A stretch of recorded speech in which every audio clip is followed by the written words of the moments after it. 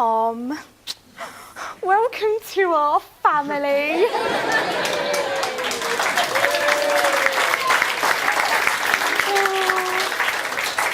The honour is all yours. You're a lucky devil, you really are. I get to be proud of you now, as well as being proud of my sister.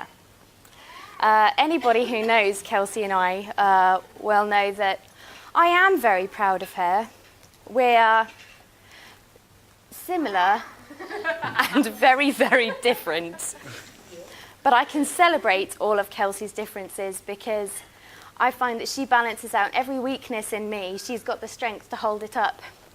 And the other way around too. I remember the day she was born because I was 11 years old. So I have that very lucky perspective that I can actually remember an awful lot of her childhood very, very clearly. Our mum went into labour and she slowed right down and she became the truest hippie form of herself.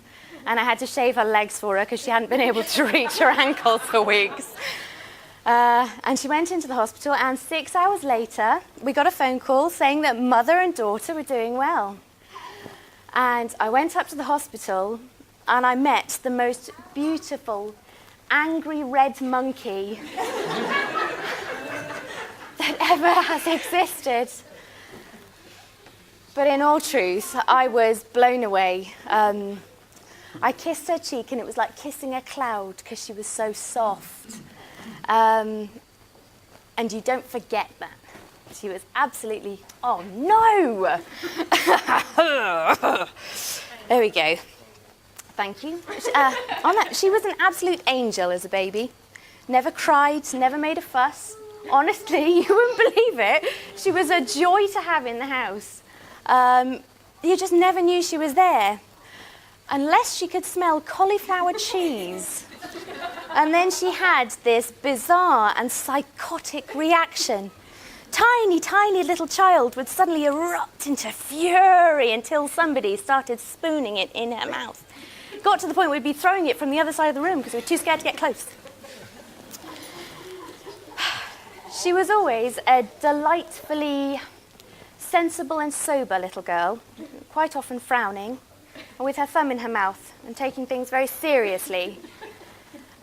The trouble was she didn't realise that the things she was taking seriously weren't serious at all. We would have friends over with tattoos all up and down their arms, and she would very seriously colour them in.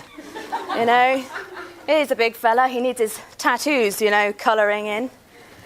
And every time she was in trouble, she would blame the infamous Mr. Popcorn.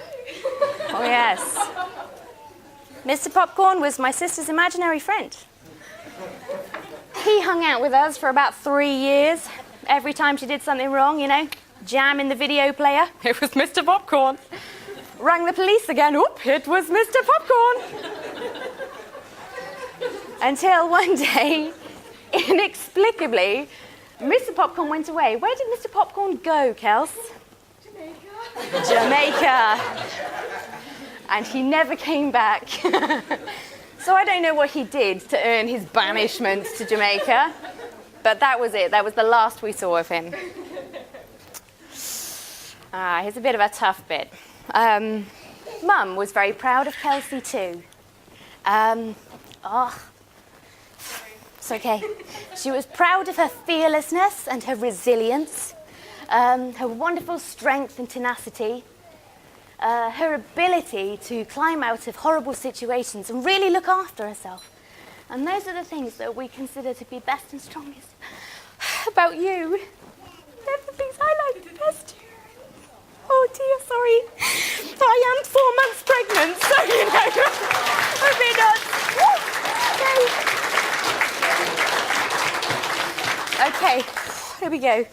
Got 2 more bits, I can do it. Here's wishing you success and happiness in the future. You can see how much goodwill there is in this room and how well people want you to do. Oh, Henry. Please don't put this on Facebook. But in all honesty, here we go. Thank you so much for coming. Thank you for being such a wonderful couple. I know how much Mum loved you as well, Tom, which was great news. And I knew that Kels was making the right decision today, and she knew that you were the right man for her because she actually got to the church early. I've never known my sister get anywhere early. So it was like, wow, she's keen. That's great news. So with that, thank you very much for putting up with my ramble. I'm very grateful. Could you charge your glasses and please wish the best, a toast to Mr. and Mrs. Morgan.